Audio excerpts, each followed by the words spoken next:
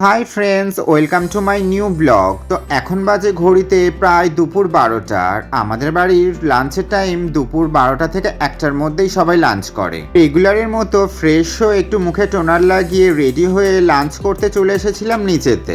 এতে এসে দেখলাম আজকের যে লাঞ্চের মেনুগুলো ছিল সেগুলো আমার ভীষণ পছন্দ।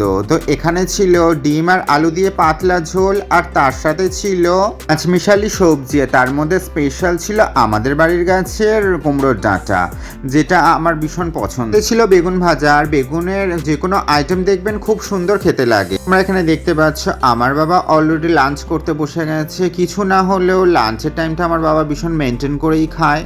তার সাথে আমি বসে গেলাম লাঞ্চ করতে। আর আজকেরকার লাঞ্চে কি মেনু ছিল সেটা তো তোমাদেরকে আগেই জানিয়ে দিয়েছি। দুপুরবেলা সবাই ভাত খায়, কিন্তু আমি খাবো রুটি, কারণ সবাই বলে নাকি ভাতের জায়গায় রুটি খেলে নাকি একটু ওয়েট কমে আর রোগা হওয়া যায়। তাই আমি একটু ট্রাই করে দেখলাম যদি আমি রোগা হতে পারি। স্পেশালি সবজির সাথে যে কুমড়ো ডাঁটাটা ছিল সেটা আমাদের বাড়ির গাছ, আর আমাদের বাড়িতে প্রচুর কুমড়ো গাছ হয়েছে, আর সেই কুমড়ো গাছের ডাঁটা দিয়েই পাঁচমিশালি সবজিটা রান্না করেছিল। সত্যি কথা বলতে ডাঁটাটা অসাধারণ টেস্ট ছিল, কারণ বাবা তো বাজার থেকেও ডাঁটা আনে, সেই ডাঁটাও আমি খেয়ে দেখেছি, এত ভালো টেস্ট ছিল না। হোক, আজকের লাঞ্চের মেনুগুলো তো আমার ভীষণ পছন্দের ছিল, আর আমি ভীষণ মজা করেই লাঞ্চ করেছিলাম। তো লাঞ্চ করে উঠে দেখলাম বাইরে তো প্রচণ্ড বৃষ্টি, সারাদিনই দেখছি টুকটাক বৃষ্টি হতেই গেছে। তো আমি ভাবলাম বৃষ্টি ওয়েদারে দুপুরবেলা ঘুমটা আমার বেশ ভালো হবে। তো ঘুম থেকে ওঠার পর নিচেতে এসে দেখছি বৌদি কিচেনে কি রান্না করছে। তো বৌদিকে জিজ্ঞাসা করলাম আজকের কি ডিনারে কি মেনু আছে। তো বৌদি বলল চিকেন কষা, আর তার সাথে গরম গরম ফুলকো লুচি। হোক, ডিনারের মেনুটা শুনে তো আমি তো বেশ খুশি হয়ে গেছিলাম। তো তার জন্য আমি ভাবলাম ঠিক আছে তোমাদের সাথে একটু মেনুটা শেয়ার করা যাক। তো তোমরা এখানে দেখতে পাচ্ছ মাংসের জন্য আলু কেটে নিয়েছিল, আর পেঁয়াজ, আদা রসুন আর লঙ্কা কেটে নিয়েছিল, আর মাংসটা ম্যারিনেট করে রেখেছিল একটু দই দিয়ে।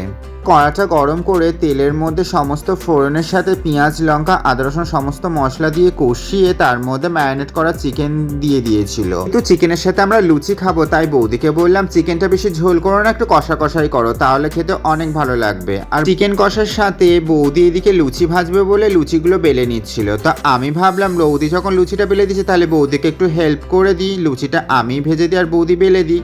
তো পরপর এখানে দেখতে পাচ্ছ লুচিগুলো আমার সব ভাজা হয়ে গেছে। লুচি ভাজার সাথে সাথে এদিকে চিকেন কষাটাও রেডি হয়ে গেছে, আর তোমরা দেখতে পাচ্ছ চিকেন কষার কালারটা কত সুন্দর এসেছে। এত সুন্দর ডিনারের মেনু দেখে দেরি না করে আমরা চটপট বসে গেছিলাম ডিনার করতে, আর বৌদি সবাইকে একটু সার্ভ করে দিচ্ছে। তো এখানে আমি অলরেডি চিকেন কষা 4টে লুচি নিয়ে নিয়েছিলাম, কিন্তু মা রাতে লুচি খাবে না, তো মায়ের জন্য রুটি আর চিকেন কষা। আর দাদা তো রুটি লুচি কোনোটাই খাবে না, তো দাদার জন্য স্পেশালি ভাত, ভাতের সাথে চিকেন কষাই।